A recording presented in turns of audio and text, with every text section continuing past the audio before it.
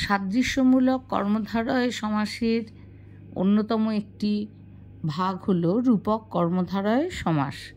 খেয়াল করবে কর্মধারায় নয়, কর্মধারয়, রয় আকার চিহ্ন নেই। এই রূপক কর্মধারয় সমাস করতে গেলে উপমেয় এবং উপমান এই দুটির ধারণা স্পষ্ট করতে হবে। যে হয় তুলনীয় সে হয় উপমেয়, যার সাথে তুলনা সে হয় উপমান। অর্থাৎ মেঘের মতো কালো চুল, এখানে চুল হলো উপমেয়, তাই সে তুলনীয়। কার সাথে তুলনা চুলের? মেঘের সাথে, তাহলে মেঘ হলো উপমান। আর দুইয়ের মধ্যে কোন বিষয়ে মিল আছে?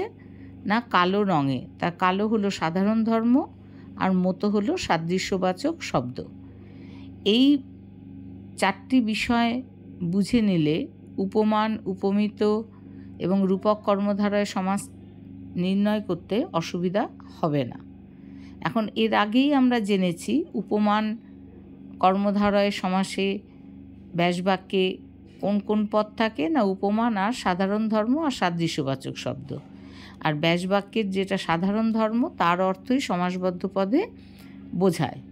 উপমিত কর্মধারয়ের ক্ষেত্রে আমরা জেনেছি যে উপমেয়, উপমান ও সাদৃশ্যবাচক শব্দের দ্বারা যে ব্যাসবাক্য এবং সেই ব্যাসবাক্যের যেটা উপমেয় অংশ তার অর্থই সমাসবদ্ধ পদে প্রতীয়মান হয়। রূপক কর্মধারয়ের ক্ষেত্রে একটা গণ্ডগোল আমাদের হয়েই যায় প্রায়ই, সেটা হচ্ছে রূপক কর্মধারয়ের উদাহরণ যদি বুঝি, মন মাঝি তোর বৈঠা নেড়ে।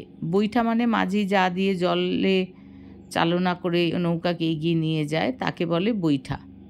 এখন এখানে মন মাঝি তোর বৈঠা নেড়ে, তাহলে এখানে কাকে, বাক্যটা পড়ে যখন আমরা দেখছি তখন দেখছি বৈঠা তো মাঝি নেয়, তাহলে এখানে মাঝিকেই বোঝানো হচ্ছে। কিন্তু যদি মাঝিকেই বোঝানো হতো শুধু, তাহলে মন শব্দটার উল্লেখ দরকার ছিল না।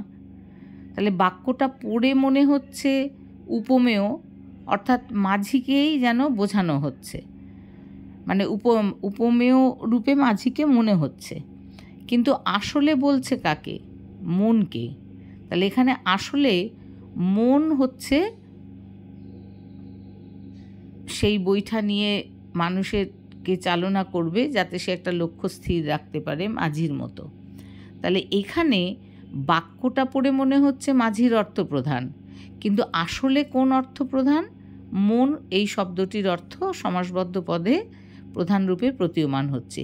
এই যে একবার মনে হচ্ছে বাক্য পড়ে উপমেয়র অর্থ প্রধান, একবার মনে হচ্ছে ব্যাখ্যা করে উপমানের অর্থ প্রধান, এই যে